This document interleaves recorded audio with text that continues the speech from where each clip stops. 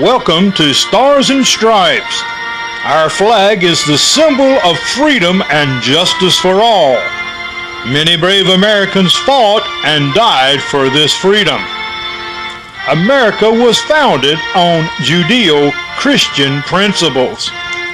When we allow our Constitution to be destroyed and God is taken out of America, there is and can be no freedom. Welcome to Stars and Stripes. I'm your host, Pastor Ken Jones. Today we have my guest is Michael Carrigan, and our subject today is about climate change. You've heard it in the news. You've been hearing it all a while, that all these hurricanes, all the weather is about climate change. God controls the climate, but y'all know that. Today, we're going to talk about as far as politicizing climate change. I want right now welcome my guest, Michael Carrigan. Welcome to Stars and Stripes, sir. Well, I'm glad to be back again, and this is a heavy-duty subject, as you know, and I just want the people to know this subject is this big, folks, but we only got enough time to cover that much. So that's the reason you see I got notes and everything. It's not because I don't know what I'm saying. I'm just trying to squeeze in as much information as I can as he asks the questions, so I don't forget anything. The first one is, what is climate change? A lot of people don't know about it. What is climate change? Well, I'm going to tell you what climate change is, and most of you aren't going to like it. But stay around to hear all the information first, okay? Climate change is a made-up idea for certain agendas in the world by certain powerful people. It's just that simple. Now, why are they pushing and saying climate change? Okay? But that's what climate change is. It's a made-up idea. It's not a scientific idea. It's not based in anything except what certain powerful people want for themselves in the world. And now we have to explore what all this is about, and we'll go from there. Okay. What are some of the things that contribute to climate change? Okay, this is where I got a list down here. Oh, let me say something about the other. I got to answer that question. I almost left something out. Please forgive me on that. That's okay. Okay, there has always been climate change. There I go. Good thing I got my notes. And matter of fact, climate change is normal for the earth. It's normal for any living planet. If a planet is a dead planet which you can't live on, there's no climate change. Mm-hmm. The moon, for instance. Do you want to live on the moon? Probably not. Now then, I'm going to give you some examples. Did you know that there's a 23,000 year cycle for the Sahara Desert? Approximately every 23,000 years it goes through a cycle. Satellite imagery has proven that it used to be farmlands, it used to be a rich, lush forest, rivers, lakes, you name it. Man, it was a garden at one time. Now it's a desert. And eventually it's going to turn around and it'll go the other way again. Now then, tell me something. You're going to blame that on climate change so that all kinds of political things could be passed? How about this? 25-year cycle for the solar system. Climate change. Did you know that the solar system this is what the Mayan calendar, and by the way, I enjoyed the movie 2012 too. It was a lot of fun to watch. I enjoyed it. I knew it was all a bunch of bunk. It had a certain amount of truth in it, of course, volcanoes and stuff. But approximately, let's say this is the galaxy, starting point. Takes about 25,000 years for the solar system to make it around the galaxy. Mm-hmm. This is what the Mayan long count calendar was about. It was a celestial calendar. Well, they had a lot of calendars. They had a short-term calendar, which plotted the seasons as to when they could plant their crops and things of that nature, when they could move, and they had a very sophisticated society. And so that was. Then they had other types of calendars that measured how certain stars would move through the heavens. So when they made a big deal, had a dawn count, the world coming to an end, all that calendar was saying, well, we have just completed a phase, now we're getting ready to start over again. Okay? So when you go through this now, what you see nowadays, all these people are saying, this is climate change. No, it's not. It's the Earth going through cycles.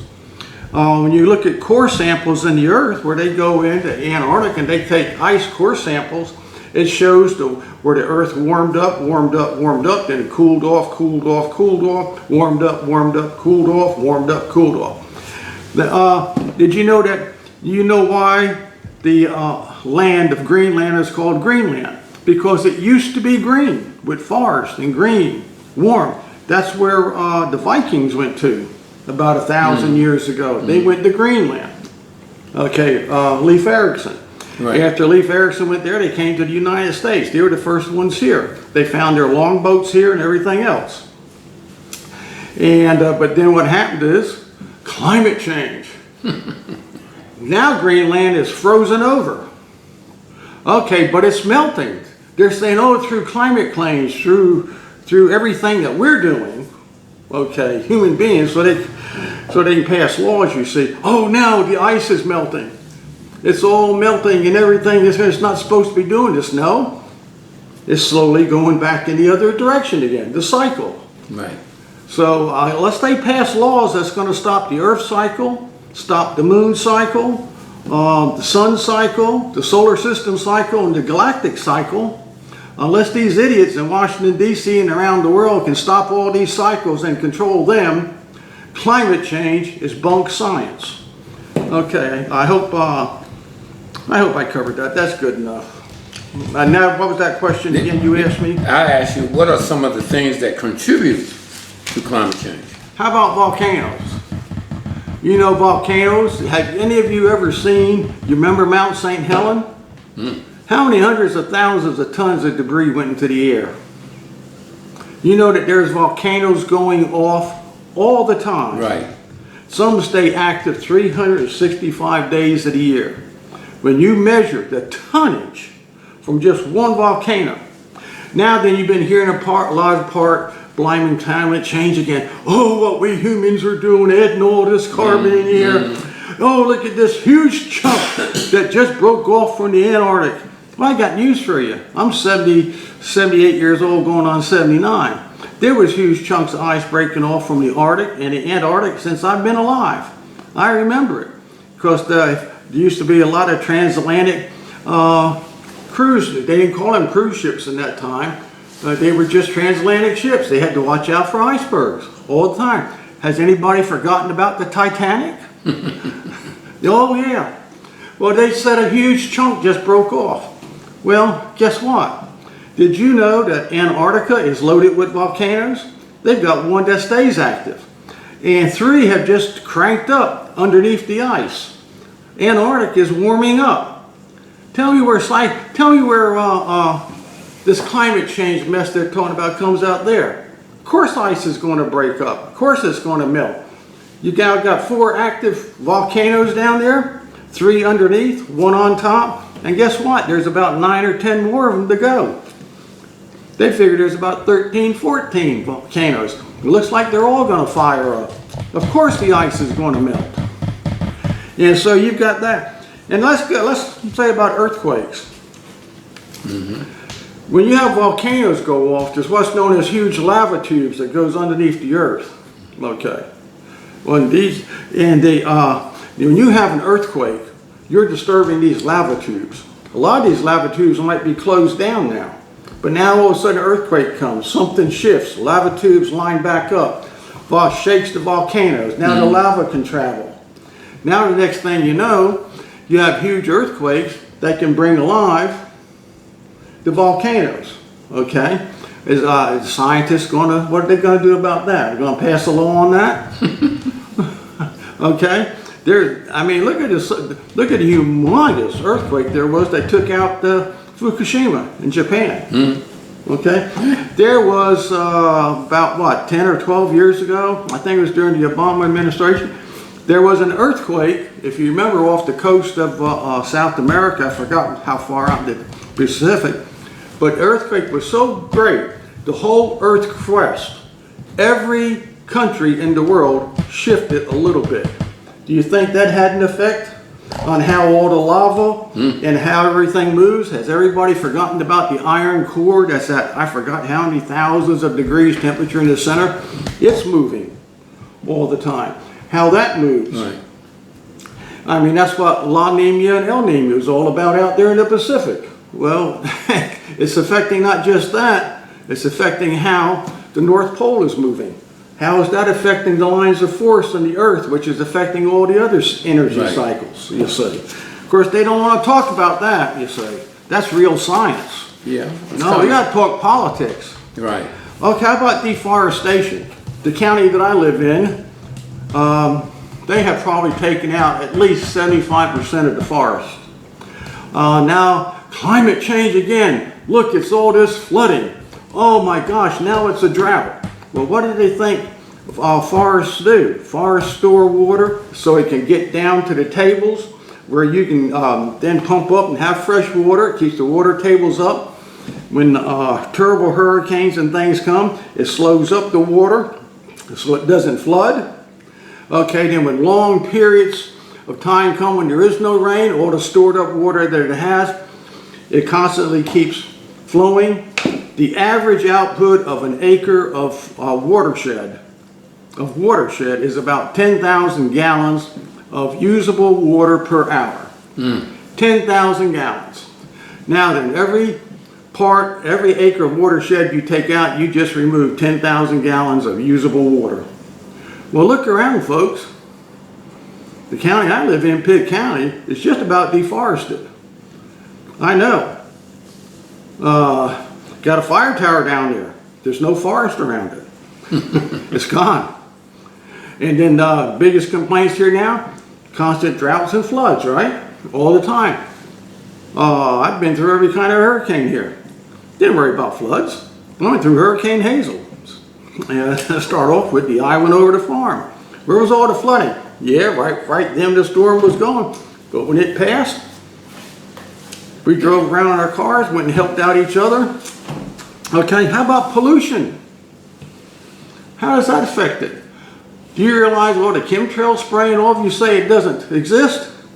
Well, you had a president that said it existed. He went out there to try to straighten it out at Edwards Air Force Base. Donald Trump, they told him to go fly a kite. He had no legal way to stop him. He even said so in the news report. You know how many tens of thousands of tons of pollutants they put up in the air? That thing comes down and we're breathing it in. It also settles into soil. Okay? A lot of it was aluminum, microfine aluminum. What the head forest man, I read a report from, he said that some of these massive fires they were having was because of these particular types of pollutant going into the soil, and it acted like thermite in the soil. That's the reason you had these superheated forests. Mike, I just want to go back to the fact that you did say that when we have floods, we can also have shortage of water. I want to know, how does that play into the climate change? Well, you've got what it is. Everything is a balance. It's a balance. Okay. So now then, when you start affecting the balance, like there's a balance between the oceans, right, and there's a balance between the vegetation. The oceans produce about 70% of the oxygen, and the forest, I say forest, you can't say one little tree, you have to have them in. They produce about 30% of the oxygen. But also, one also absorbs so much of the carbon dioxide and all the other things, absorb it. So now then, when you do away with the forest and you do away with all that, you're doing away with what's absorbing and eating up all the stuff that they say is going up in the atmosphere. You see what I'm saying? And creating all the global warming. Well, you can't go and destroy the forest that's eating up the carbon dioxide and everything and producing oxygen and think that you're not going to have warming. Okay? Now then, my question is, why are they allowing this mass deforestation? Why isn't it being farmed properly? But it's not being farmed. They just go down there and just clear cut. Bam. Half of the Amazon is gone in Brazil now. Probably in another 10, 20 years, the whole Amazon in Brazil the major part will be gone. And you know anything about a rainforest? And that's where our weather systems developed, was from the south and came up. Right. So Here's another, I'm hearing this, I'm not sure what's right, but correct me if I'm wrong. It's the fact that they're not maintaining it. It's called management of the forest. And that's one of the reasons why even in, say, California, for example, you got fires going on. Wait a minute. You're not taking care of the trees that's there and the whatnot. I'm listening to the news. I'm ignorant about forestry, about that, but people should know that under climate change that they've put it in a situation where man is killing the forest, is killing the atmosphere. Would you explain a little bit about that as far as that is concerned? well, they're destroying the watersheds. A watershed is not a little piece of woods. It's a huge forest that stores the water, then feeds it into the rivers and the streams that we draw. But not only that, it feeds the underground water system that we pump. So you cannot. Now then, do you think they have destroyed the ecology of California down there where they're having all this trouble? How about Los Angeles and the whole region? And these huge megadomes, these huge cities, they create a weather dome. You look down here, how many thousands of square miles? When you figure not just the central city, where the skyscraper, but where all the neighborhoods and all the spread out thousands of square miles, that is creating a dome going up. Are you follow what I'm saying? Yes, a dome. Matter of fact, it was used to be so bad in Los Angeles that they had smog days. They'd give you the smog level. Yeah. Don't be outside, breathe in the air. But that's going up thousands of feet, affecting everything. Okay. So what I'm saying is that most of this is based on greed. Matter of fact, I'd say 90% is probably based on greed. They look at a piece of land, hey, let's develop that and make a lot of money. When they get finished, what you have is you have rooftops, you have pavement, you have nowhere for the water to go, right? What do you have? You have a flood. Not only do you have a flood, when a lot of water does come down from a storm or something, now you got a drought because there's nothing there storing any water to go down to the underground. Now then, all this pollution is destroying the oceans. You have to look at all the marine life. You have to look at the reefs. You have to look at what's producing, what's living down there and producing stuff for us down there, and what's producing the oxygen and things of this nature. Well, do you realize that the huge barges that go out every day from New York City, they just dump it in the ocean? I mean, that's just one, that's just the trend. Then you got the other thing. You got Fukushima has never stopped. They can't stop it. That radiation is going out there. What's that doing? How is that affecting everything, affecting the life? How is that affecting the oxygen? Well, now, evaporates, whatever in that water is pouring up. If that water is radioactive and everything, they don't want to talk about it. But why did they raise the radiation levels here in this country, saying, oh, this radiation level used to be dangerous. Now they raised the bar. Why'd they do that? Why'd they do that, folks? Come on now, God gave you common sense. Why would the government do that? I forgot what the bar was, but they raised it up. So you have pollution. I wish I could go in real depth about each one, but we don't have the time. And so it affects the rainwater, the rain patterns, the weather domes of the city. Everything is just being wiped out like that, and which affects our food supply. I mean, look, you realize how much food that we get out of the oceans? You realize a lot of it now, you can't eat it because of the radiation. And some of it's got such high mercury levels from the pollution. They tell you how many, remember it used to be every week in the news, I remember they say, don't eat these particular type of fish because of the mercury. Then they'd even give you certain rivers in the United States saying the mercury levels, the pollution levels are so high, don't eat any fish out of them. You don't see us anymore, do you? No. Because they don't want to scare you. Well, what's changed? It's, oh, well, we cleaned everything up. Really? Has anybody looked? Open your eyes, folks. Go look. They ain't cleaned it up. Why are the fisheries around the world collapsing? They're collapsing. And so you throw in, you got the volcanoes, you got the earthquakes, you got the deforestation, you've got all the best land, not even where there's forest at. Look what they do at the best land. Pave it over again. I mean, it's just, not what you see is caused by man. And it doesn't really have anything to do with that part has to do with man. The rest is cycles. Is cycles. And so what I'm saying is we're aggravating a very terrible situation. And this is a living planet. In a living planet, you have to learn how to live with it. Right. And what we want to do is we don't want to live with the planet. And the rich people, the very rich, powerful people who own about 97% of everything, you Americans don't own hardly anything. You think you own something, but you really need to see who really owns your corporations. You think you do, but you really need to see who owns them. You need, how are these people, a small percentage of the population in the world, in this country, now riding around in ocean yachts the size of ocean liners? Have you seen some of them? I mean, like 500-foot yachts. That used to be an ocean liner. They got ships on top of that, smaller ones, and I'm calling them ships, that come on off so they go to land. Then they got smaller fishing boats. I mean, some of these have got boats on the boats, depending upon where they are, to do whatever they want to do, water skiing, whatever it is. Not counting the helicopter pad, not counting the swimming pool that's on the thing.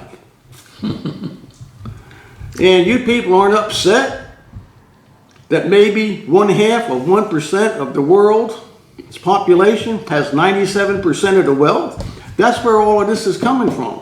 And that's where all this false science is coming from. If they could get you to believe all of this junk,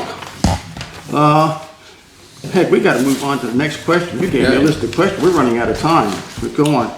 What are some of the political, social, and economic impacts caused by climate change? Well, as you see the water dry up, like the Euphrates River is drying up, there's going to be, they're already warring over water over there, really. They're running out of water. Different countries drying up. When you see that the food can't be grown, the people are going hungry, what are they going to do? You think they're going to sit there quietly? Okay. One of the biggest excuses in the Second World War by Hitler and that whole bunch was we got to have growing room. We got to have food. We got to have this and have that. You see the same thing going over in the Middle East. You see it going on. Well, you look at the disturbances in South America, right? And so you see this going on. So what it does is it brings about political unrest. Look at it in this country. Is there not political unrest here? Yes. Tell me about it. They're using this to actually steam up all kinds of marches, all kinds of, oh, here, this guy is no good, don't vote for him. Protests. Yeah, protests. You got all that going on now. There's a lot of money in climate change. Oh, yeah. You don't realize how rich these rich people get, because now they can create, because I know I used to invest in the stock market years ago, and I remember about 50 years ago, a stockbroker told me, Mike, this is this stuff for climate change. He didn't use the word climate change, used other words, because this is how they're going to clean it. This is going to be a big money-making deal. So what it is, look at all the machinery and all the stuff that they build. You follow what I'm saying? Like the smokestacks, you got to have scrubbers. It just runs down. You got to have filters. You got to have, there's all kinds of engineering things on how to run the canals, the water. There's, you name it. There's all kinds of new taxes you can put on. You've gone over your quota. All kinds of restrictions you can put on people. You can't use any more water. The ranchers have found this out west. And so then this brings about changes in politics. Who gets elected, who doesn't get elected. I mean, we could go really deep into that, can't we? Yes, we can. But you got another question to ask me. All right, how is the catchphrase climate change being used by the government and the world's power elites to control the people? Well, what they do is they got this catchphrase. They're very good with these catchphrases, like UFO. Now that's changed to something else. Yes. In other words, if you put a label on something and then you make that label sound bad, you attach it to somebody, you can get groups of people to line up with that with negative thinking. It's all about how to control the way people think. Right. Okay. And so why do they want that? Well, how many people, you've heard about carbon footprint, haven't you? Your carbon footprint. Well, do you know what's really going on behind the scenes, what they're talking about? Every human being, let's say in this country, let's just use this country, you have a carbon footprint. Now then, how big your carbon footprint is, though, is really going to depend upon who you are. If you're some poor little person down here, you're not going to be allowed so much carbon expenditure. Amen. But if you're a big rich person that's got lots of influence, you can have a big carbon imprint. So let's say now you use up your carbon imprint. Okay. Well, you can't travel more than 15 miles beyond your house now in your car or any place because of all the carbon that you're going to be doing. So whatever shopping and things you've got to do, then they can restrict it down. You can't move about except to go to work because adding to your carbon. We're going to have to put a regulator on your house of how warm or how cool you can keep your house. You follow what I'm saying? Right. But what we're going to do now, Mike, we're going to break off and come back and talk to you more about this in detail because people need to see and understand that this climate change is affecting everybody's life. Ladies and gentlemen, we thank you for watching our program. We'll be back next time for part 2 of climate change. God bless you and have a blessed day. I'm Ken Jones, and next time on Stars and Stripes. I trust you enjoyed today's program. Please contact your congressman and let him know you are displeased with our Constitution being butchered. Remember to pray for America. Be strong and of good cheer. Remember, America is worth fighting and dying for, as is Jesus our Lord. Until next time, this is Kenneth T. Jones saying, so long, friends.